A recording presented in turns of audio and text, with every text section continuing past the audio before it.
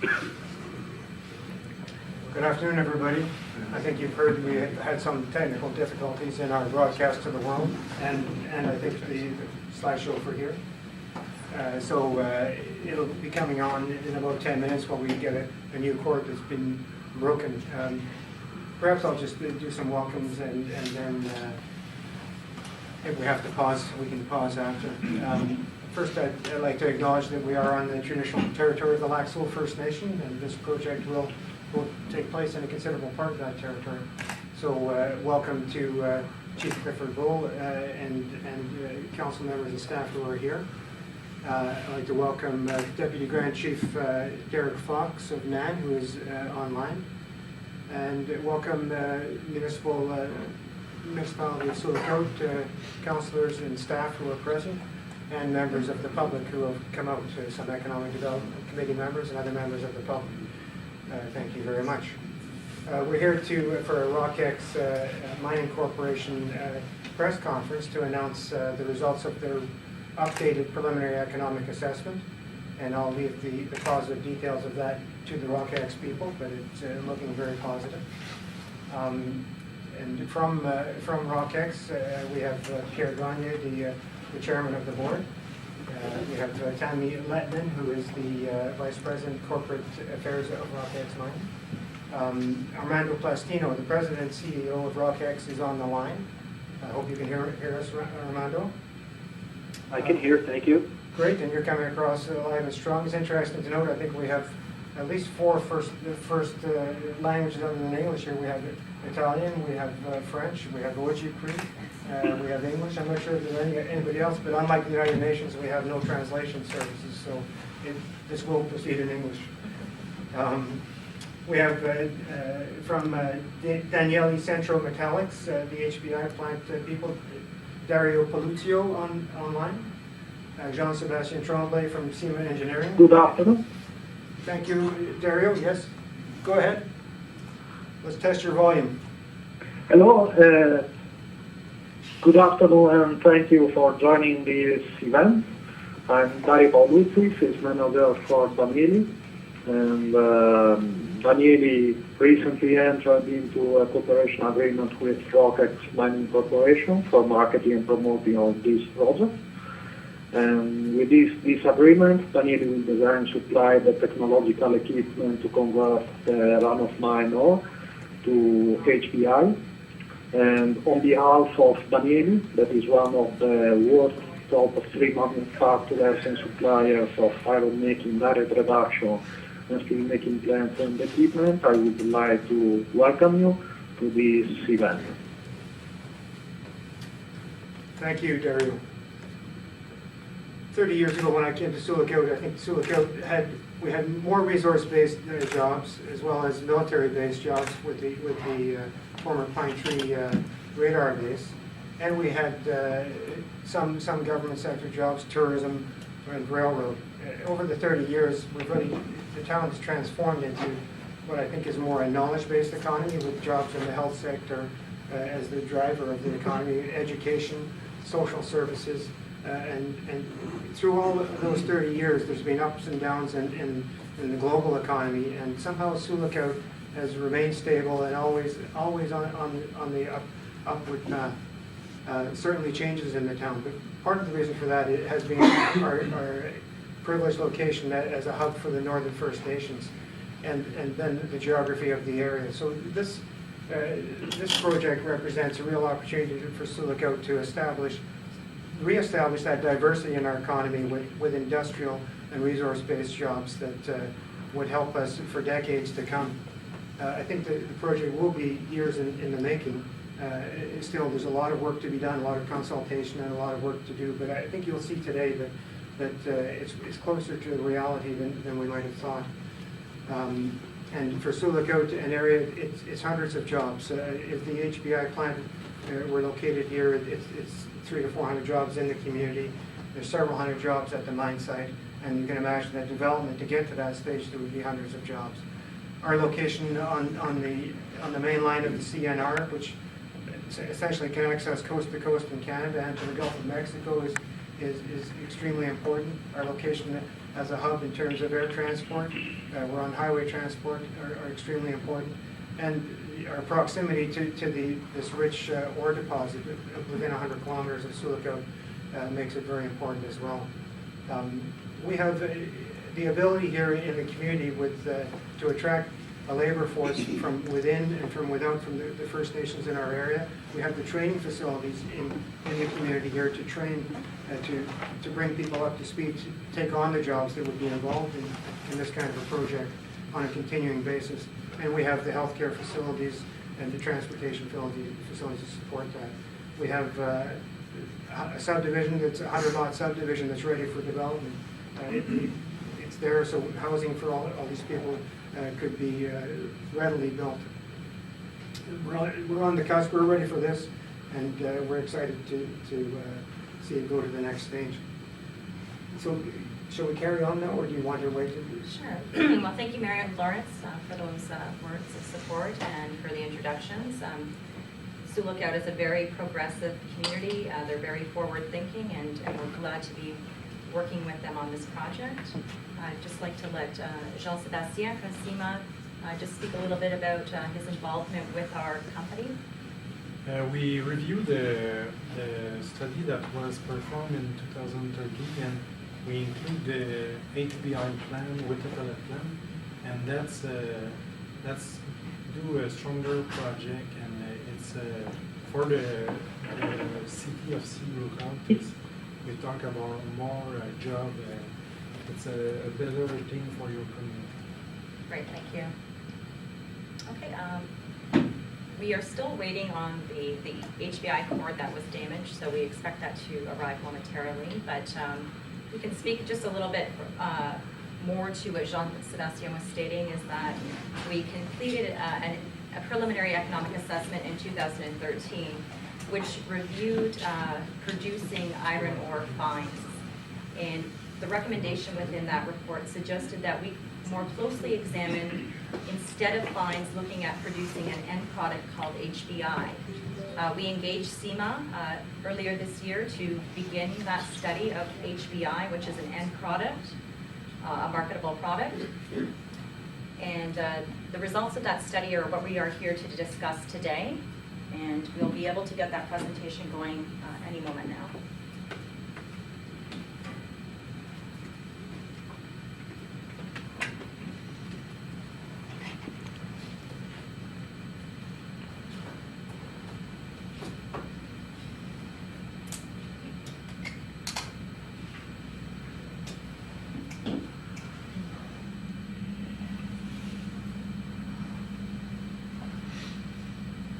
Interesting to sit at the table with Pierre, the chairman of Rockex, because we talked about 30 years ago. 30 years ago, we sat at a table together, probably in Wanman Lake, doing the water servicing there, or in other northern communities. Your background as a general contractor, so you've been in the area a long time. Yeah, I was telling a few people today, in 1977, I came from Montreal on a train, and that was my first time in Ontario, and the first night I spent in Ontario was in this building, in the waiting room. Oh, is that I was waiting for the Graham line to go to Thunder Bay. Very good. Yeah. Then I came back in 1981 to build the Vermilion River Road. So I had some trucks at the time. And I came back in 94, I built the overpass going to, so I've been at it for a while there. So 35 years later, this building is actually in better condition than it was back then? Yeah, it's a lot better, yeah. I think you've been compelled to be here, so. Yeah. Okay, with that stated, we are ready to move ahead with the presentation. So I'd like to introduce Armando Plastino. Regrettably, because of the fog in Thunder Bay, he was not able to land, so he is joining us via teleconference, and he will be presenting over teleconference. So Armando, if you'd like to proceed, we're ready for you. Oh, good. We're ready to go. I hope everybody could hear me. I'll try and go as slowly and distinctly as possible. And if you can't hear, just maybe, Tammy, you could let me know.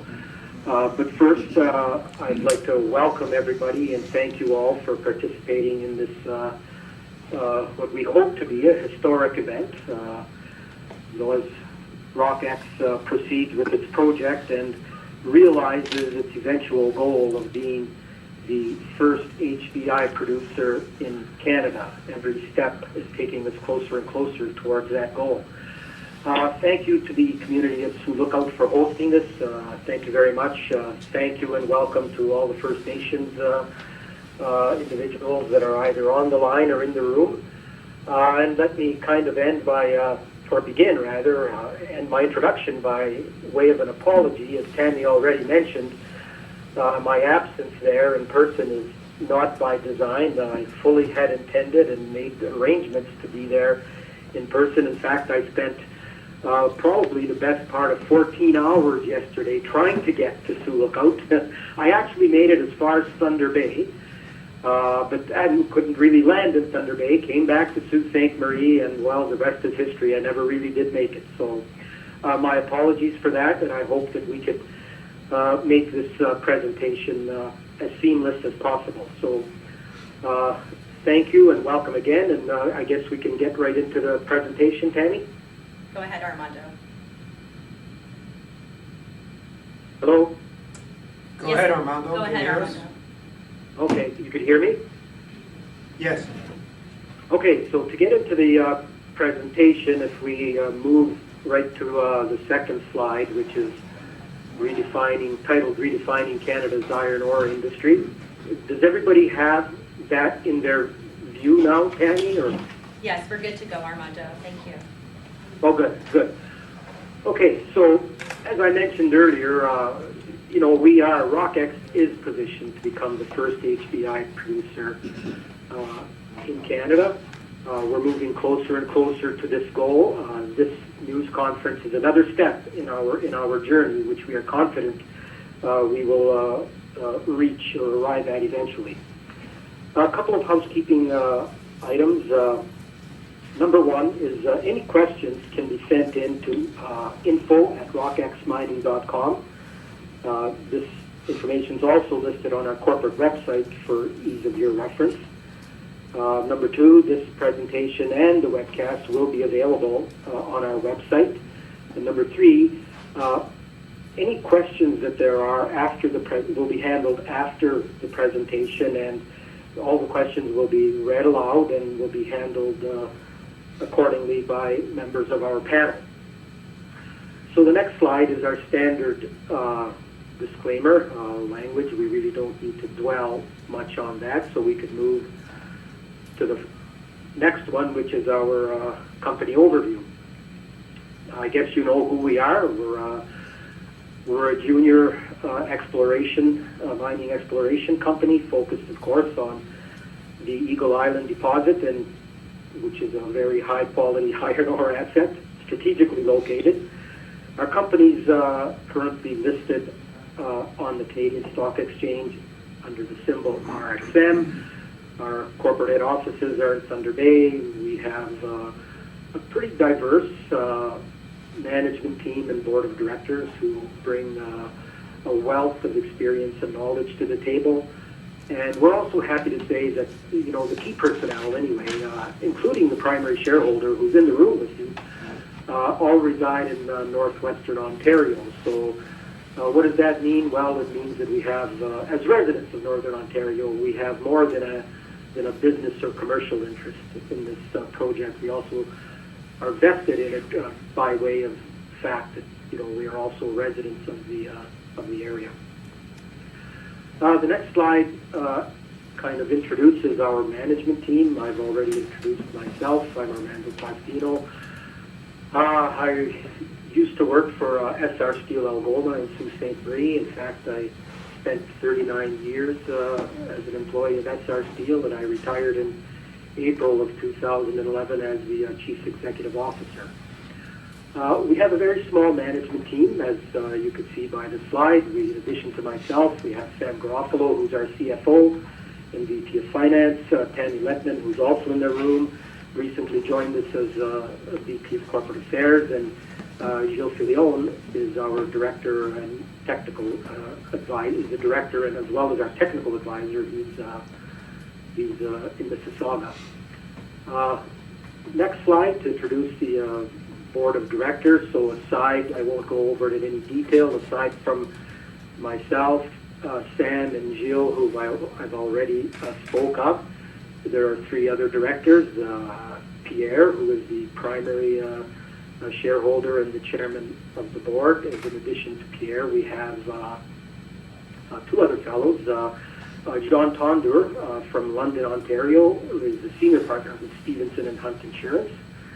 And Denis Gagné, who's out of Guelph, who has 30 years of experience in the construction industry, and he's actually the current chairman of North American Construction, which is a company that he co-founded and is still very, very active in.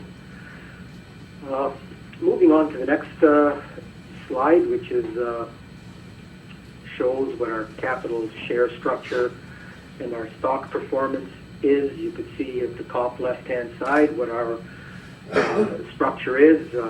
Fully diluted, we're at roughly 152 million shares. The two charts show our graphs rather show our share price. I mean, you can see that we've traded as high as $1.50, and we're currently trading between 6 and 10 cents. This is actually not a big surprise for us. I mean, if you look at, for one, iron ore related products do follow the pricing of steel because they're so directly linked, of course. Steel pricing, in my experience, is about as low as I've ever seen it in my career in the steel industry. It is very, very, very bad right now. The steel industry, as you may or may not know, is very, very cyclical to begin with. Well, it's on one of its low points of the steel cycle right now. So the steel price is low. Consequently, projects like we have are going to be impacted by that pricing. Secondly, if you look at other commodities, it's no surprise. Oil is another example. Look at what the price of oil has done. So we're not too surprised at our share price trading right now, but of course we look forward to better times ahead for more reasons than one. Next slide, the overview of our project. Eagle Island, of course, has this NI, National Instrument 43101 compliant resource. It's by any standards, a very, very, very large resource at about 1.3 billion indicated tons. It's the largest recorded undeveloped iron ore deposit in Ontario. Huge deposit. Our preliminary economic assessment that was completed in 2013 was very positive. We had contemplated through that process with our final product being assessed as either fines or pellets or HBI. So we went into more depth on HBI, of course, and we'll talk about the reasons a little bit later on. And we've completed that in 2014, upgraded our PEA to include HBI in 2014, and that's pretty much where we are right now. With respect to the property itself, Algoma Steel, which is now SR Steel Algoma in Sault Ste. Marie, originally held the claims to that property. Those claims lapsed, I believe, in 2000, 2001. But during the 60s, Algoma had done significant exploration work on the site, on the property, at huge expense, by the way. They had done extensive drilling. They had done extensive investigation with respect to developing a process flow chart for a potential mine. And they had actually come to the conclusion that it was feasible and viable to build a mine on that site, and they had gone as far as having a partnership with another steel company in Ontario to actually build and develop the property and build a mine.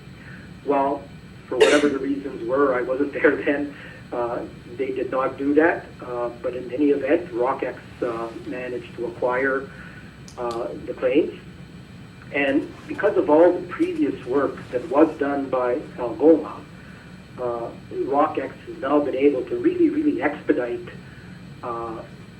developing this project. They have possession of all of the records that were filing cabinets full. They have possession of the Algoma core samples, which were saved and meticulously packaged. So this has been very helpful to Rockex, as I said, and has been one of the reasons why they've been able to move this project along as quickly as we have. Next slide, the iron ore overview. Typically, blast furnaces, steel is made either through blast furnace or electric production in North America. Blast furnaces have an appetite, of course, for iron ore fines or iron pellets. Iron ore pellets. Pellets are directly charged into the blast furnace. Fines have to be sintered first, so they can also be used in the blast furnace, but that's predominantly the iron ore products that are in the market today. HBI, however, the next slide, the hot briquetted iron slide, is a relatively, new process. New meaning the last 25 years.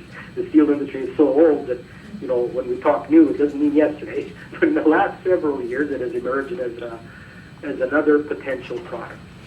Currently, as we've said, there are no producing HBI plants in North America. Rockex, of course, is positioned very well, we think, to become the first HBI producer in Canada. There is an HBI plant under construction in Corpus Christi, Texas. However, the market is very, very large for, we think, for HBI, and we don't see that as a competitive threat to what we're doing at all. HBI, as you know, is a premium product. Well, being a premium product, of course, commands a premium price. In addition, the renationalization, rather, of manufacturing and what have you in Venezuela, which was a large exporter of HBI, is kind of helping on the supply side, meaning that it's not as readily available anymore. So how long that will continue is we don't know. The Corpus Christi plant isn't going to be in operation till sometime in 2016, and there is kind of a shortage of HBI, which may continue into the near future anyway. Next slide. Well, what about HBI? Why is it better? Why is it superior?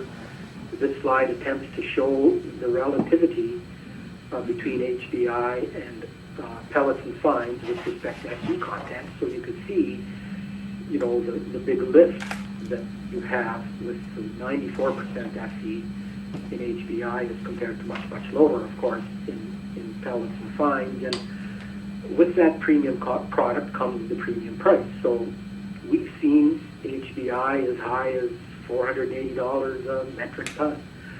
Well, what does that correspond to? That's in the days when pellets were maybe going for $110 to $120 a ton, and fines at a much lower price. The current price, when we made this slide up, was $89 a ton for pellets. I've seen pellets now selling for $65 to $66 a ton. And the price of HBI kind of tracks it, but I think it stays on a relative basis. You could see that it stays, right up there and quite high, which makes it not only superior from a commercial perspective, but also, again, because of its high Fe content. So the next slide, why is HBI gaining popularity with steel producers? Well, simple reasons are that it's manufactured from natural iron ore, the virgin material. It does see year-round production. It's an original product. It's a known chemistry and consistency, as opposed to scrap. It's difficult to collect it year-round. It's collected from many diverse sources. Scrap is problematic in the sense that it has typically residual elements in it. For example, if you're using scrap that comes from automotive, well, there's copper in it. Well, copper is not necessarily a good for steel making. In addition, if you're melting tin cans, if you're collecting tin cans, well, there's nickel in the tin cans. So they have to be very careful in terms of what scrap is used, because it could seriously affect the to the quality of steel that's made.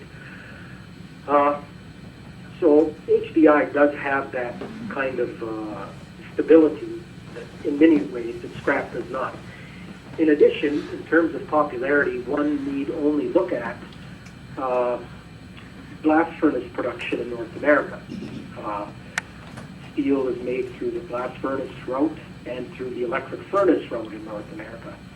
If you were to look at the trend line in terms of the production from the electric furnace route, which uses scrap exclusively, which is the HBI life cycle, it's kind of self-explanatory, similar to the previous slide, but if you look at the bottom center slide, which references the shipping of DRI, HBI is superior in the sense that DRI is very difficult to ship because it has a tendency to reoxidize when it interacts with air, and it therefore can generate a lot of heat. Not good. In addition, when it reacts with water or lots of moisture, it can produce explosive quantities of hydrogen. Again, not good. So DRI, typically, in my experience, is used by steel producers who have a DRI plant right on their property when they can take it in its hot form and charge it right into whatever facility they want to. On the other hand, HBI does ship much better. It's got a different specific surface area, and the International Marine Organization rules for shipping basically say that if HBI can be shipped without any special precautions, whereas DRI, you have to take special precautions if you ship it, like putting in inert gas in the hold of the ship, et cetera, keeping it away from air, not letting it interact with any moisture, etc. Next slide is simply a little pictorial view, which we'll get into more detail with the Daniele presentation of a briquetting machine for HBI. Next slide. I hope I'm not going too fast, is the location of our project. Armando, I'm just going to ask that you please look out as being very, very central. Up to the northeast, you could see the star, which is the location of Lake St. Joseph, Eagle Island, in Rockex mining. And it shows the surrounding Aboriginal communities as well, and of course it gives Excuse me, Armando? a bit of an overview of the existing infrastructure. Armando, And can the we next just slide interrupt really you? is what focuses very interesting. It's kind of a busy slide, but if you the green or whatever color you have there is the CN rail network. The red is the Canadian Pacific Armando? network. Yes. Sorry to interrupt you, but we're having a hard time hearing you. Can you just speak a little louder, please?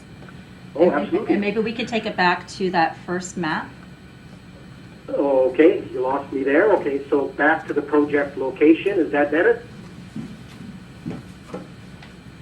Is that better? Can you go at the back of the room? So the project location map shows the location of Sioux Lookout right in the center. To the northeast, you'll see the star, which is Rockex mining. This map also shows the surrounding First Nations Aboriginal communities, and it also shows in the dotted line some of the existing infrastructure. So if we move to the next one, which is the busy slide, the green is the CNR network, Canadian National Railway Network. The red is the Canadian Pacific Railway Network.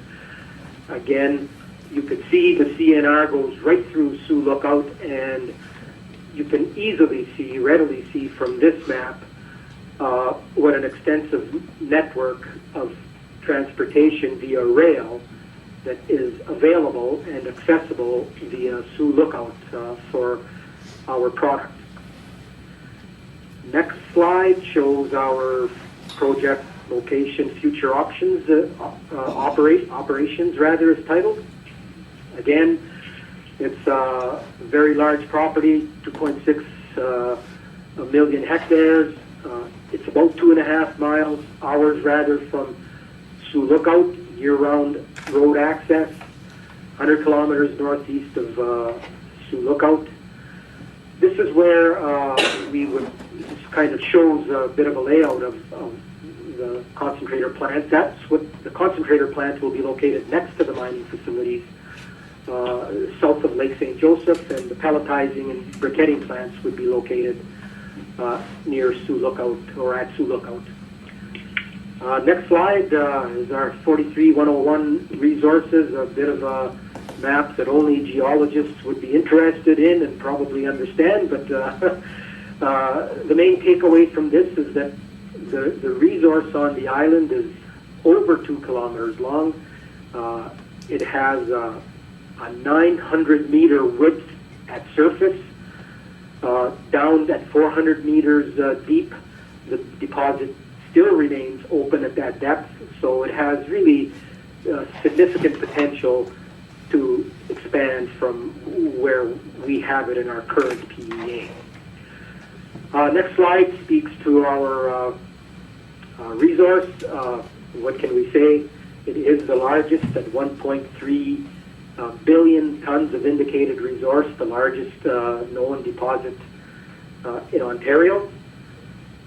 Moving on to the following slide, showing a little diagram of Eagle Island. You can see at the bottom is the causeway that would need to be built.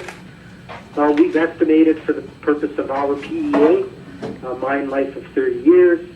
The pit design includes 512 million tons at a grade of approximately 29%. And you can see the yellow part is the dikes that would need to be built. Eventually, that is, the diking is not required in the first 3 years. In the first 3 years, up to about 55 million tons, there are no dikes required. Beyond that, for another 6 years, there's a small dike required, which is just on the top portion of the diagram, and then the full dike that's shown isn't really required for beyond 6 or 9 years, and will carry us through 21 years. So that's what that representation is supposed to show. Following slide is again a pictorial of the concentrator, which is planned for the proximity of Eagle Island. I won't dwell on that either. The concentrate that is the output product. The intention is to pipe it to Sioux Lookout via slurry pipeline. The following slide is the pellet, is a pictorial again of the pellet plant. I won't focus on that as well, but that would be located at Sioux Lookout. It takes the slurry from the pipeline, dewaters it, throws in some bentonite and limestone, and then the rest the output ends up being pellets.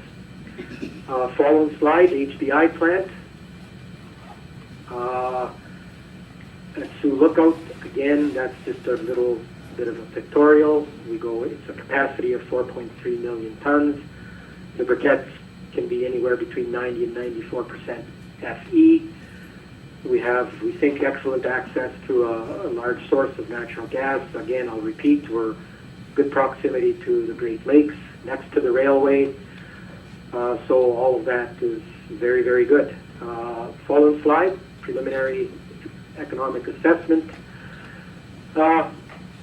This slide, of course, is portrays the financial benefit of the project with an NPV of $9.4 billion at a 6% discount.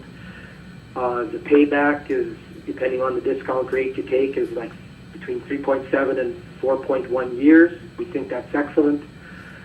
22.5% pre-tax internal rate of return, and roughly $3.8 billion investment, not including, of course, any sustaining capital.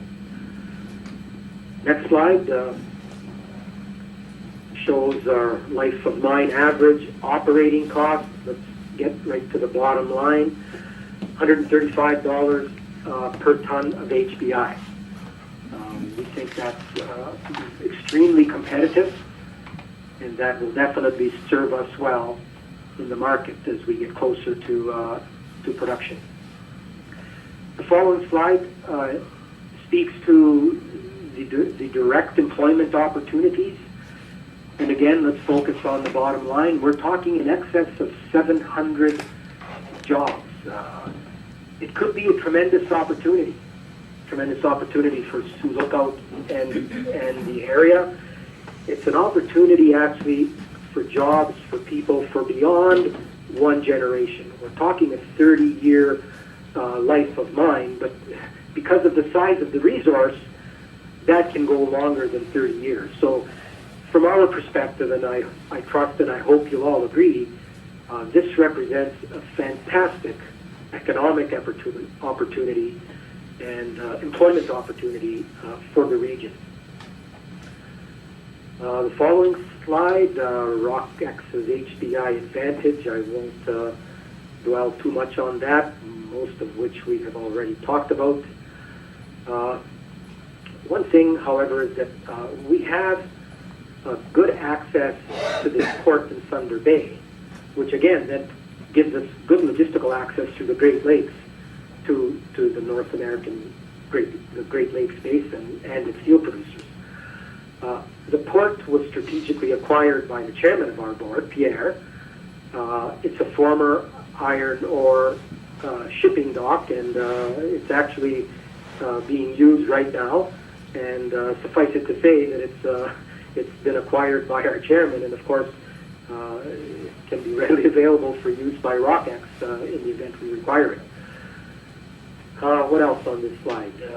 Again, the bottom line, the HBI is compatible with this arc furnace technology, which currently uses scrap, and we believe will be headed to alternative sources of metallics. Following slide speaks to strategic relationships. Dario, who was previously on the line, already mentioned that we have entered into a cooperation agreement with Daniele. He'll explain more of Daniele when he does his presentation. We are in parallel also working to develop other strategic alliances, for example, with transportation companies, etc. But with Daniele, we definitely have an excellent strategic partner, simply because of who they are with respect to engineering and technology, and hopefully we'll be able to go with them and market this project in a very, very meaningful way. Next steps, the following slide. This slide, this bar graph shows approximately a 4-year time span if we started sort of from today. We believe, however, that we could significantly shrink this timeline when we get to the feasibility stage or to a bankable feasibility study. And I believe the next slide is the end of our presentation. So again, I thank you for having the patience for listening. I hope you've been able to hear me relatively well, and I will end on that note. Okay, so I think what we'll do is we'll begin with questions from the live audience, and then we'll read the questions that we've received online following the live audience questions. So if there's anyone with a question, just please raise your hand, and then we'll proceed. Just a quick question for Armando. I know Sheldon Rogers with TVT News here, Armando. Just want to get a general summary of the actual investment in total when you look at the whole picture. Is there a number on that right now, Armando? Well, hi Sheldon. That number basically is the capital cost of the project, which we've estimated to be roughly $3.8 billion. In addition to that, there will be some costs associated with producing a feasibility study, which is a very detailed engineering study.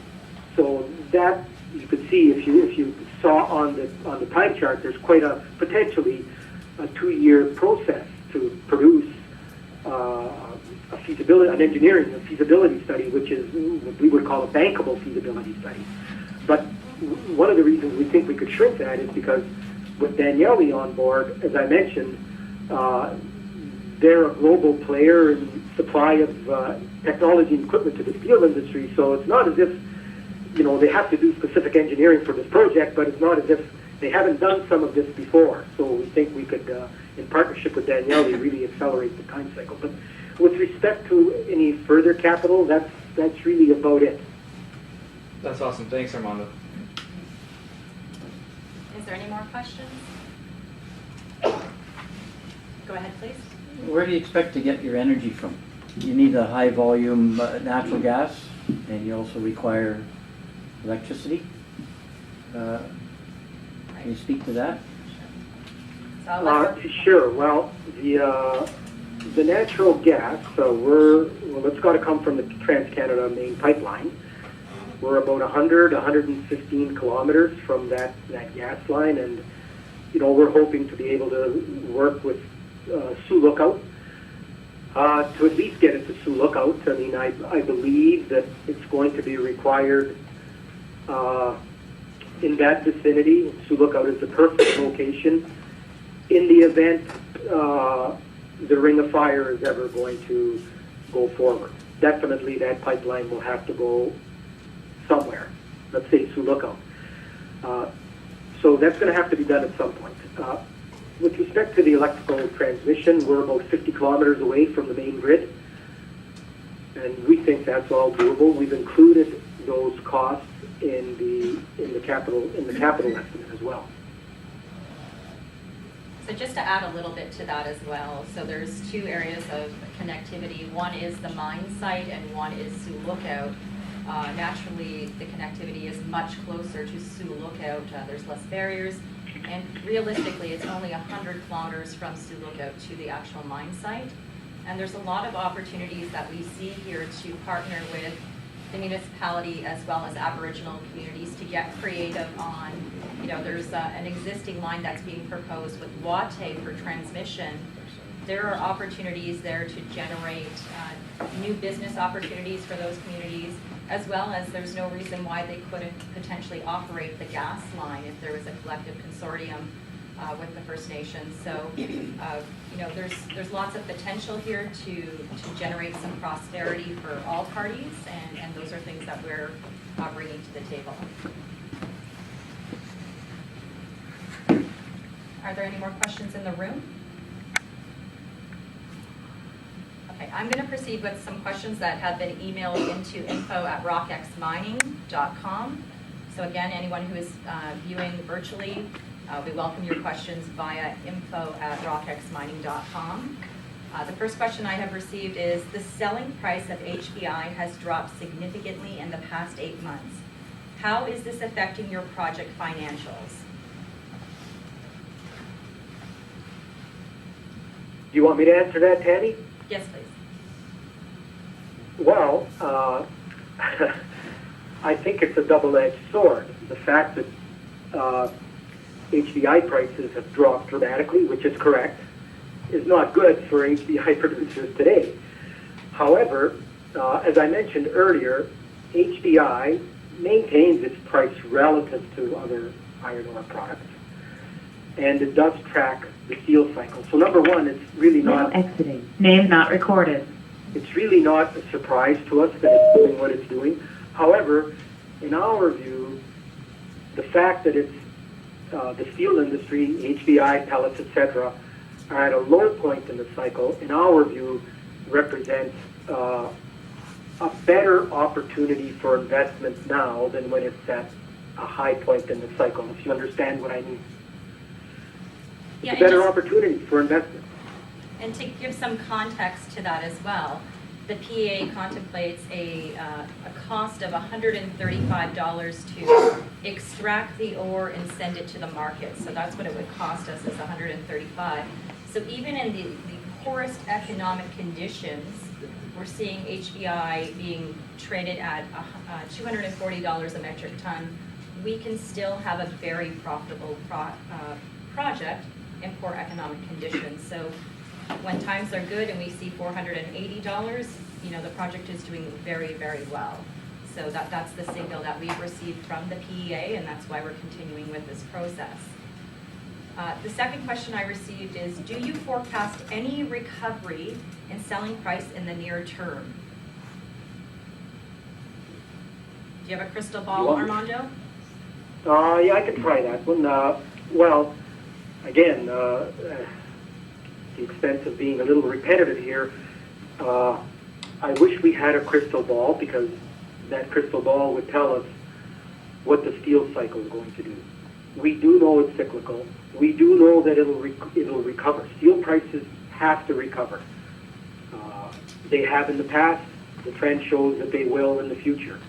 When is that going to happen? I mean, it would be just a guess. However, suffice it to say that right now, in my information, virtually all steel companies in North America are finding it very, very difficult financially. So the pricing at the level that it is cannot continue. So I'm sure that soon the price of steel will recover, the price of scrap will go up as a result of it, and so will the price of HBI go up. Okay, thank you, Armando. The next question is, where are you planning to market the HBI? What markets or segments do you see as your customers?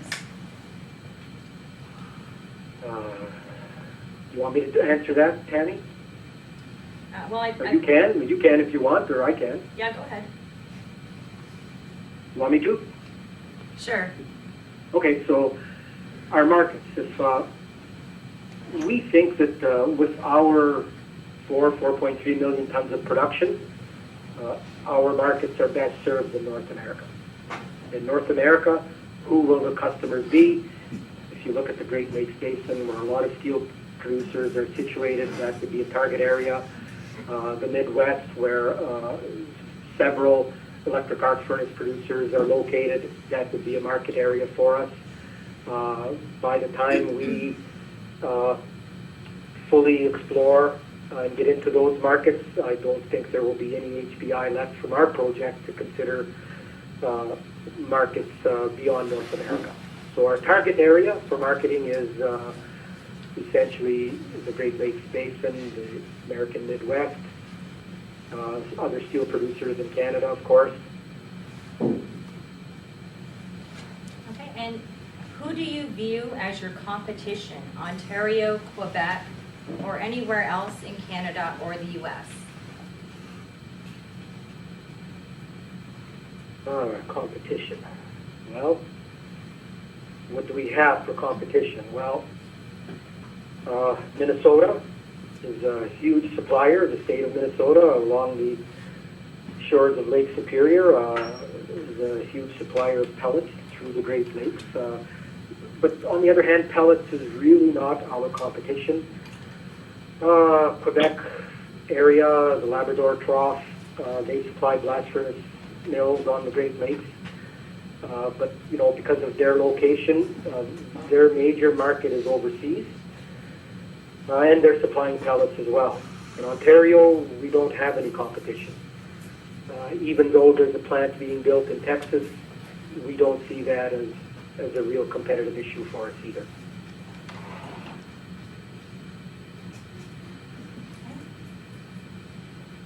Have there been any discussions with any off-take partners?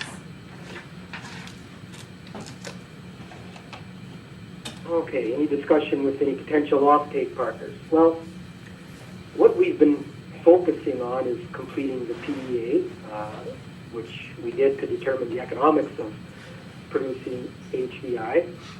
The results, as you just heard recently, a minute ago from Tammy, is that even in these currently poor market conditions, the project is profitable.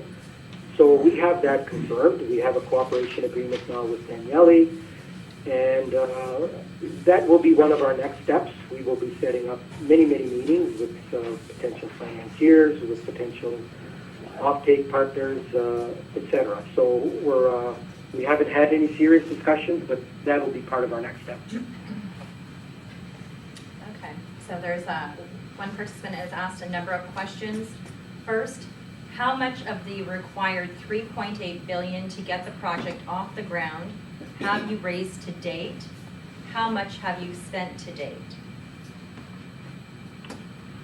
Oh, let me try that. We haven't spent any of the 3.8 billion to date.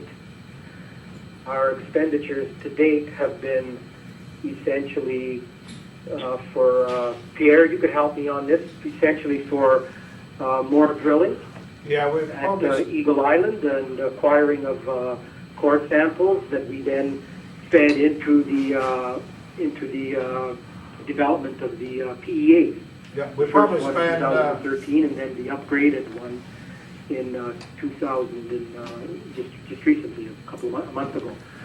yeah, we probably that- spend over 15 to 19 million in that range to date on the exploration and confirmation drilling and feasibility, pre-economic assessment and camp work on the site itself, minor work on the site. So the 3.8 billion hasn't been raised yet, so we cannot spend what we didn't raise. But to date, yes, we did spend, say, 18 million, give or take. And that's in addition to what Algama had already spent on this project as well. Okay, so moving on to the next question. How much do you expect your share of bringing the gas pipeline in Sioux Lookout will be? So I can speak to that question a bit. We are looking to enter into strategic partnerships with the municipality, the Aboriginal communities who have an interest in this project, and the province and the federal government to support the infrastructure needs to develop this project. So at this time, it'd be very difficult for us to speak to exactly what our contribution would be, but we do expect this to be a shared contribution because not only will our project benefit from the natural gas, so will the residents of Sioux Lookout and surrounding Aboriginal communities beyond the life of this project. So we see this as a shared opportunity to construct, but also an opportunity to generate some prosperity for potential communities as well.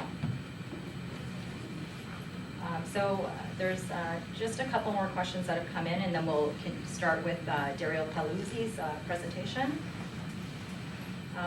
Any concern that Sioux Lookout only has one power line coming into town rather than a specific loop, and is it shut off annually to do maintenance? Well, I could answer that. They're probably referring to the north line that feed the Musselwhite mine. They do have trouble. They do shut down for different reasons. There is a lot of line loss, but there is a few proposals on the table from that will bring a 230 kVA line in a general direction of the mine itself, and not far from Sioux Lookout here, a little bit to the east here, a couple kilometers to the east. So that line is could be tapped for the HBI plant as well as the concentrator plant at the mine. Okay. What is the cost of shipping the HBI to the East Coast, the West Coast, and to other customers in Ontario region? I'll answer that. We did receive some quote from CN a couple of years ago, 2 or 3 years ago, to get to Prince Rupert, to the port of Prince Rupert. It was around the $40 range, and to Montreal it's shorter, so it'd be under $40. To Thunder Bay, depending which direction it would be, if they where do they connect to the line going east to the port, it would be around $8 to $9 a ton, and so those are the numbers we received in the past. Okay, with that said, we're going to begin the Denali Central Metallics presentation on HBI. I have to leave. I have a emergency meeting. Danieli is one of the world's top 3 manufacturers and suppliers of iron-making, direct reduction, and steelmaking plants and equipment. Danieli's product line covers the whole technology spectrum from iron ore processing to flattened long steel finished product processing. In particular, the iron-making division, Danieli Centrometallics, is specialized in iron ore beneficiation, pelletizing, and direct reduction technology. Since 2006, Danieli has joined Enova to form the Energiron Alliance, which allows the two companies to merge their know-how and technology for the design and development of gas-based direct reduction plants under the Energiron trademark. Energiron is the most advanced and environmentally clean solution for lowering the liquid steel production cost. Danieli recently entered into a cooperation agreement with Rockex Mining Corporation for marketing and promoting the Lake San Jose project. Within this agreement, Danieli will design and supply the technological equipment to convert the run-of-mine ore mined from Rockex properties into first-class hot briquetted iron. The material will be processed in 3 steps. The beneficiation plant located in Lake San Jose will provide the required metallurgical upgrading to the run-of-mine, transforming it into iron ore concentrate. The concentrate will be then transported by means of slurry pipelines to fuel the cell. Here, the pelletizing plant will upgrade the physical characteristics of the concentrate, transforming it in iron ore pellets. Finally, the Energiron direct reduction plants, also located in few locales, are designed to convert iron ore in pellet and low-to-rank form into metallic iron ore by the use of reducing gases in a solid gas moving shaft furnace. Oxygen is removed from the iron ore by chemical reaction based on hydrogen and carbon monoxide for the production of high metallized direct reduction of iron, or DRI. Pelletizing and direct reduction plants will be located in few locales to take advantage of the geographically near point to the radius. Now exiting. Name not recorded. Hot briquetted iron, or HBI, is a form of direct reduced iron in which iron oxide units are reduced in a solid state by reducing gas ratio.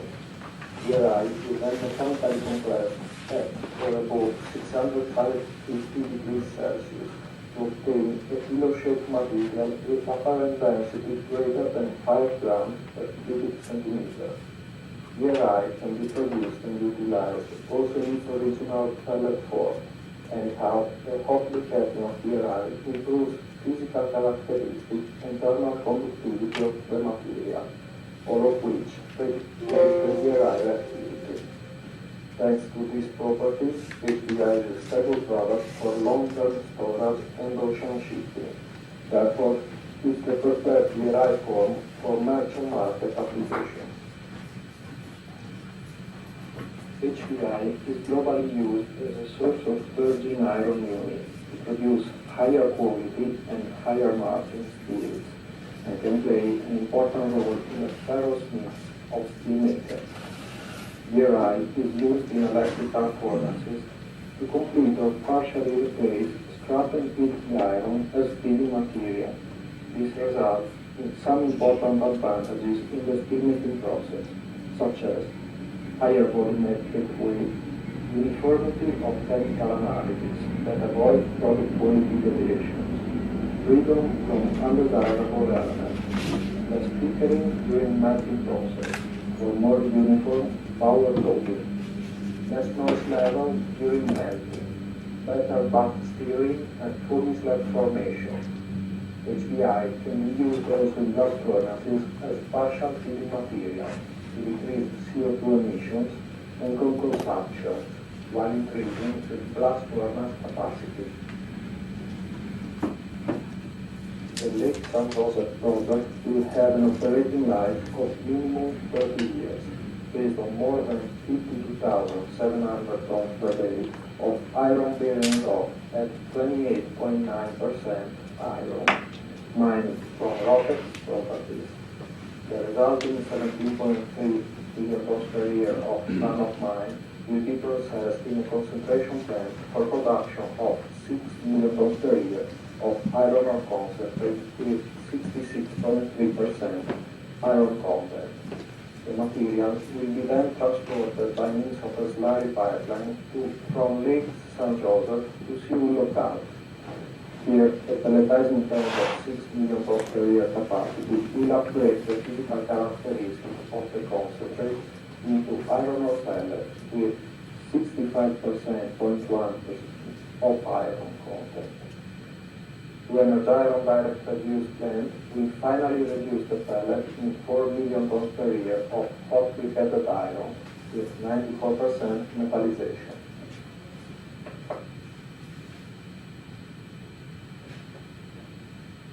Danieli will design and supply all the technological equipment required to the transformation of run-of-mine into first-class quality HBI, providing a single point responsibility and optimizing the different technologies integration. Each one of the plants for the concentration, pelletizing, and direct production of iron ore will be based on the most advanced technologies developed by Danieli and his partners. The concentration plant located in Lake St. Joseph will consist in progressive steps of grinding, gravity and magnetic separation of iron ore for production of 6 million tons per year of concentrate. The pelletizing plant located in Seoul Local will be based on the most efficient straight grade induration machine technology, and its output will be 6 million tons per year of clear-grade iron ore pellet.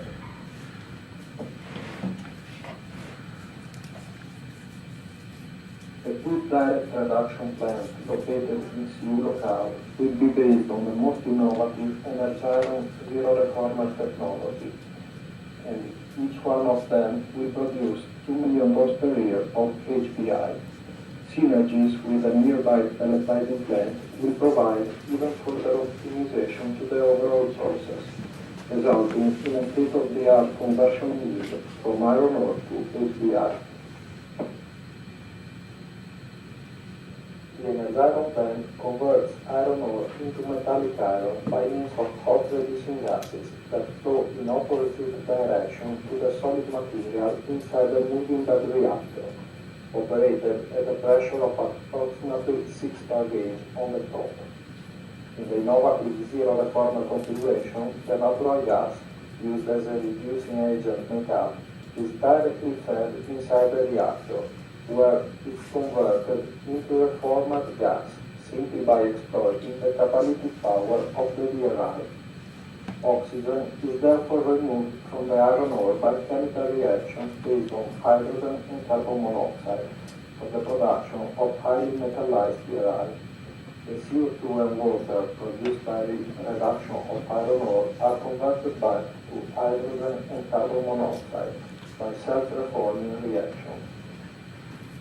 Since the reducing gases are generated in the reduction section of the reactor, there is no need for an external reformer, and the overall energy efficiency of the process is optimized.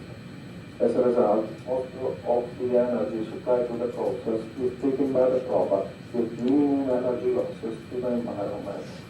As compared to other processes for which the overall efficiency is below 80%, for this scheme the efficiency is around 86%. A brief summary of the process configuration is as follows. The exhaust reducing gas heats the reactor at about 400 degrees Celsius and is subsequently treated in order to clean it and get rid of the oxidant elements generated by the reduction reactions. In particular, the top gas passes through the top gas heat recuperator, where its energy is recovered to produce steam before passing through the quenching and scrubbing system. In these units, water is condensed and easily removed from the gas stream, together with some dust carried by the gas. Subsequently, the scrubbed gas, after being compressed, is treated in the CO2 removal unit, where CO2, by product of reduction reaction, is selectively removed. From the environmental point of view, the selective elimination of both byproducts generated by the reduction process, water and carbon dioxide, which are respectively eliminated through the top gas scrubbing and the CO2 removal system, is one of the inherent and most important features of the Energiron process. The upgraded gas is finally mixed with the natural gas makeup before passing first through a humidifier, when water content in the gas is regulated, and later through a heater for increasing temperature up to 950 degrees Celsius, thus closing the reducing gas circuit. Direct internal combustion of the reducing gas by means of oxygen injection finally tunes the gas temperature to the desired value at the reactor inlet. The continuous gravity flow of iron ore material through the reactor is regulated by a rotary valve located at the bottom of the vessel. Hot DRI is finally discharged and mechanically compressed at high temperature to obtain HBI that will be subsequently cooled down for safe storage and shipping. The presence of a CO2 removal system intrinsically included in the base production circuit allows the Energiron plants to have the lowest carbon footprint of any iron-making technology, with the additional advantage that the selectively removed CO2 can be sold for subsequent further profits. The absence of an external reformer then allows to minimize also the NOx emissions.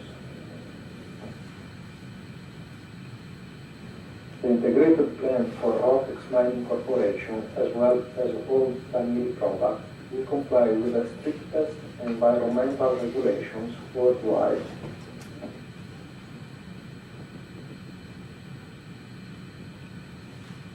From preliminary data available at this time, intermediate and final products shall have the characteristics predicted in the present table, in compliance with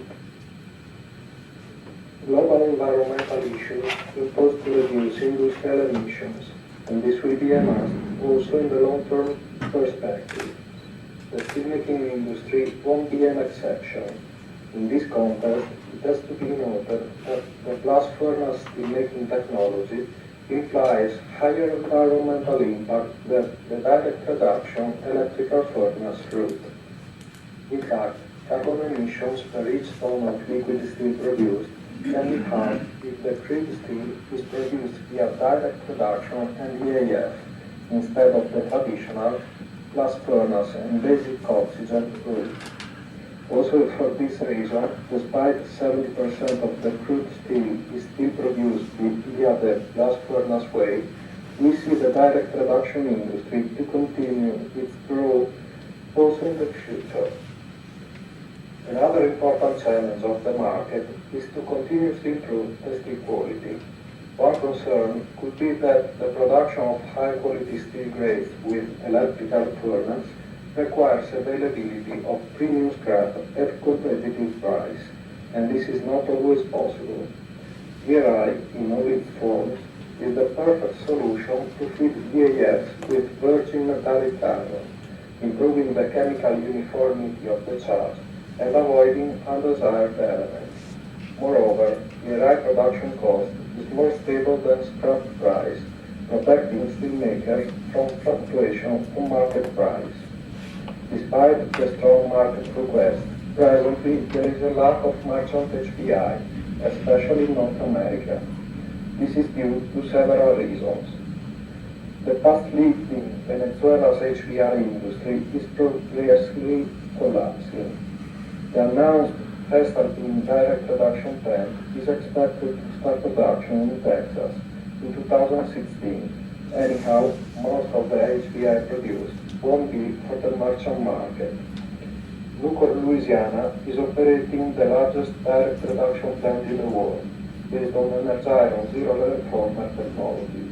Anyhow, also in this case, the production of 2.5 million tons per year of high-carbon coal DRI is captive, and it will be entirely shipped to the Nucor CAF mills in North America. For all these reasons, the Rockex product is a good opportunity to invest in the steel sector. Political stability, commodities availability, and good logistics make Canada a perfect location to serve North America and potentially the entire global market around the world.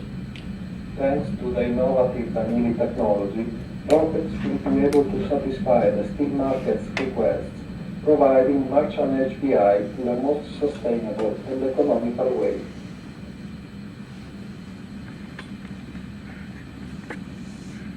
Okay, is there any questions from the live audience for Dario from Denelli, still on the line with us?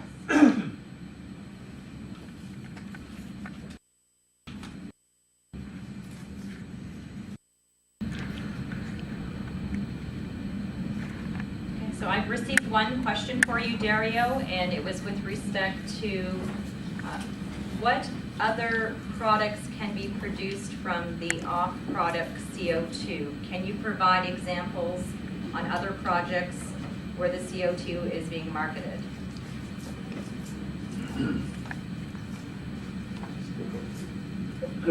Sorry, can you repeat the question? If I well understood, which other kind of DRI we can produce? Is this correct? To summarize the question, they are asking what other products or business can be generated from the the value-added product CO2. Can you give examples of other products or businesses that have been generated from that?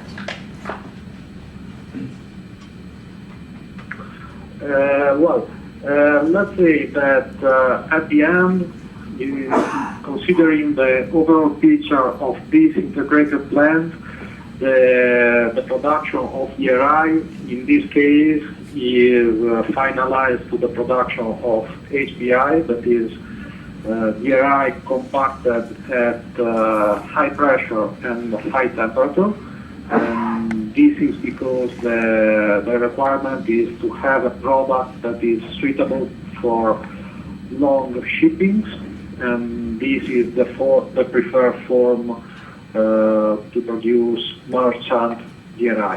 Otherwise, with a very similar process configuration, we can also produce cold DRI in pellet form or hot DRI in case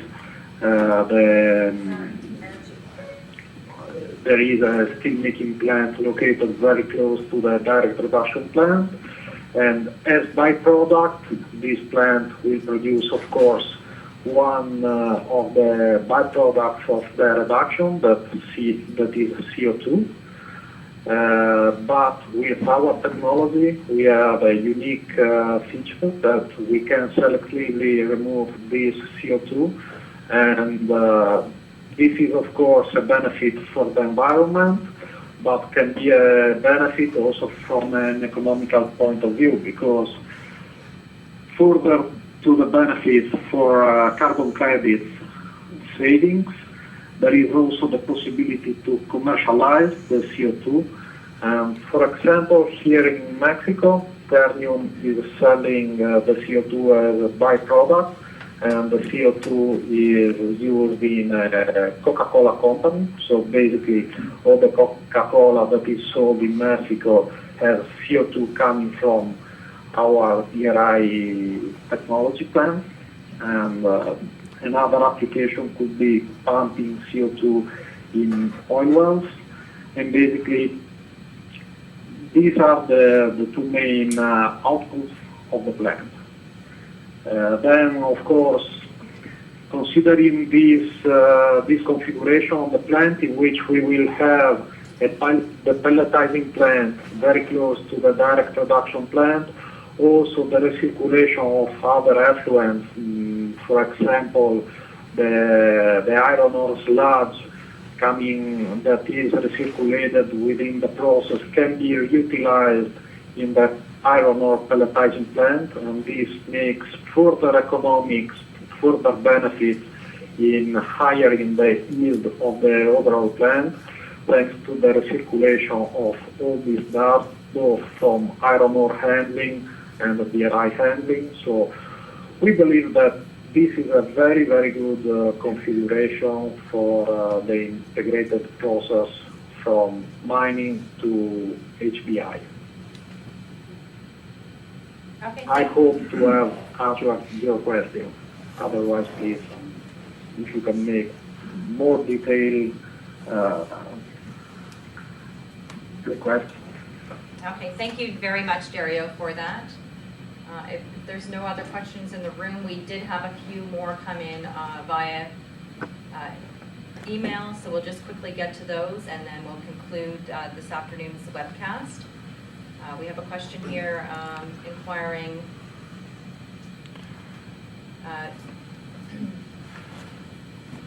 do you have an available communications plan for the project? And this is coming from the Grand Deputy's office, Nan. So I can speak to that question a little bit. We have commenced the engagement process with a number of communities that have been scoped by the province of Ontario to have an interest in this project. This is not a communications plan isn't necessarily something that we draft independent as a project proponent. From our perspective, this is something that is done in cooperation with the communities that will be impacted. It has to be done in a way that is mutually agreeable and that respects each party's interests and that can meet everybody's needs. So to answer that question more directly, that is something that will be developed in cooperation with not only Aboriginal communities, but also the municipality, because they do have a direct interest in this project as well. The second question was, will you be consulting with and obtaining consent from affected First Nations? Our perspective is projects don't move ahead if we don't have support from the communities that are impacted. So our intention is to develop and shape this project in collaboration with communities. We need to be respectful in how we undertake development because we have to understand that there is communities that have resided in these areas for many years, but there's no reason why we can't develop a sustainable project that can create and generate long-term prosperity without, impacting those traditions and those rights. The third question is, how will you ensure meaningful participation from affected communities? And that kind of just circles back, I guess, to the initial question. We want to develop an engagement process that encourages direct participation.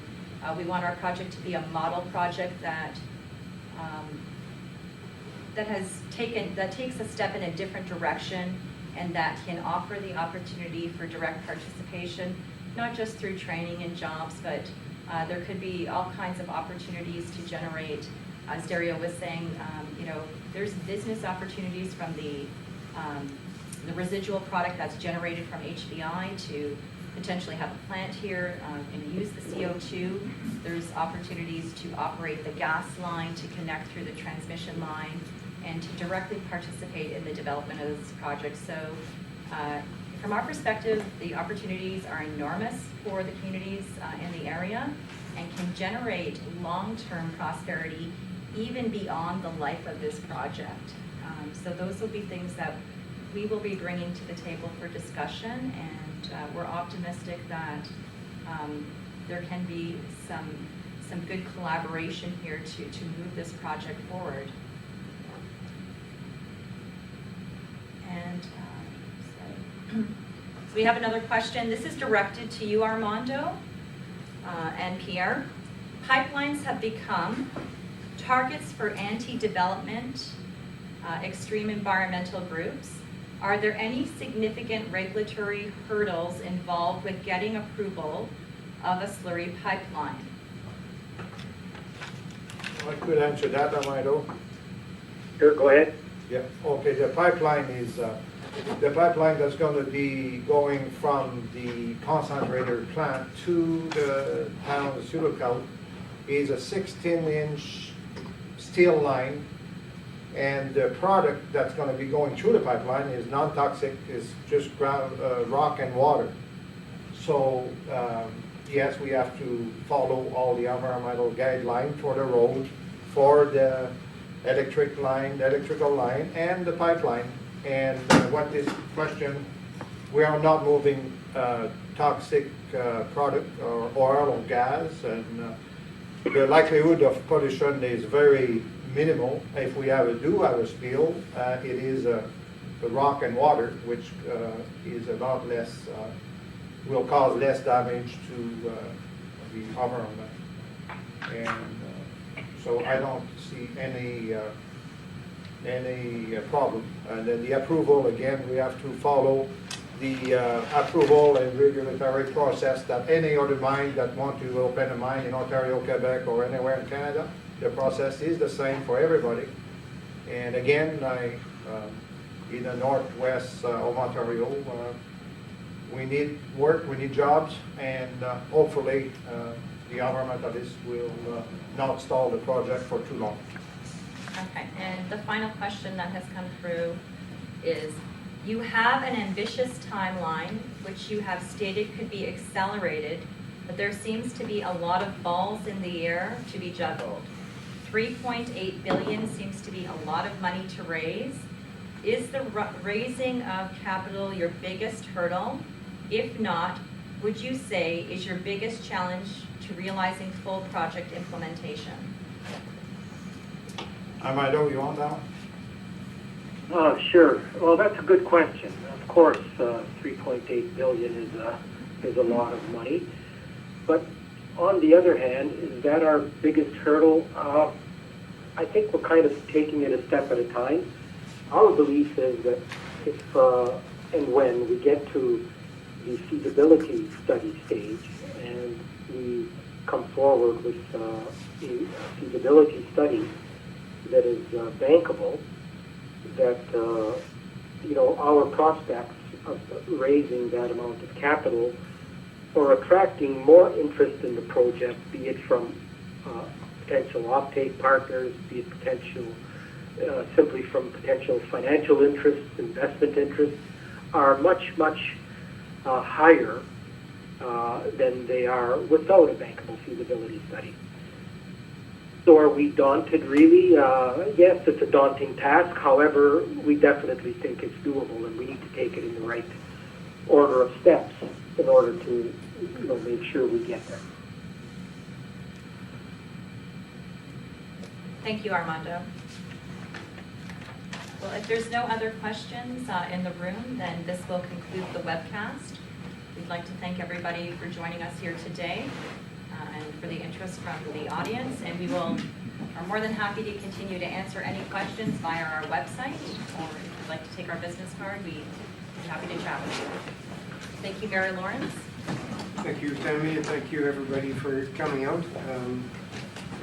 For the participants online, I do want to say that there is a skill testing question when you leave on the chemistry that was presented to you. In the excellent room, you have to get 9 out of 10. Great, thank you. Thank you very much for coming. Okay, thanks, everyone. Thank you, Armando. Sorry, I have to- Yeah. Thank you.